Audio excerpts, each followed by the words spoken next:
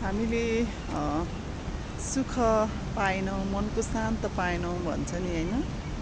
किन त भन्दाखेरि हामीले अरूबाट चाहिँ धेरै आश गरेका हुन्छौँ कि होइन, मलाई यो गरिदिए भए हुन्थ्यो, त्यो गरिदिए भए हुन्थ्यो होइन।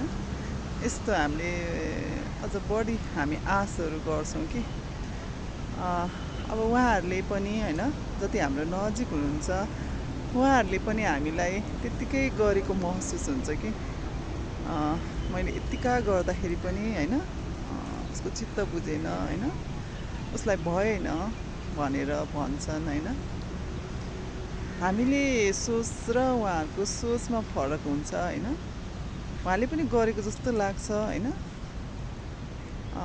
त्यही भएर धेरै हामीले अपेक्षा नराख्ने कि कसैबाट पनि, आफूले पनि होइन अरूलाई राम्रो गर्न खोज्ने होइन।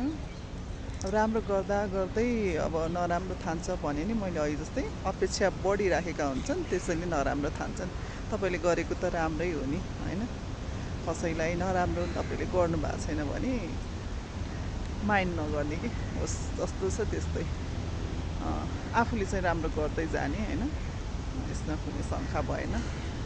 त्यही हो, आश चाहिँ बढी कसैको पनि नलिने कि आफ्नै सन्तान, आफूले जन्म दिएको सन्तान त आफ्नो हुँदैन होइन। अरूहरू त त्यो के नै होइन कि हामी यहाँ नाटक गर्न आएको कि मान्छेको जीवन भनेकै हामीले चाहिँ नाटक गर्न आएको कि मलाई त त्यस्तै लाग्न थालिसक्यो।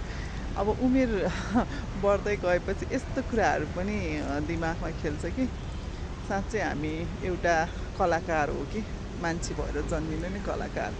केटी मान्छे त झनै कि अब जन्मियो माइतमा गऱ्यो होइन, आधा उमेर त नभनौँ, हामी त अब छिट्टै नै बिहा भयो होइन। अहिले त अलिक ढिला बिहा हुन्छ, आधा उमेर भन्दा पनि केही फरक परेन। र हामी त्यत्रो हामीले माइतमा बिताउँछौँ होइन। माइतलाई गऱ्यो, फेरि घरमा आयो होइन, अर्काको घरलाई आफ्नो घर बनायौँ, कति हामीले चाहिँ दुःख गर्छौँ त्यो घरलाई होइन।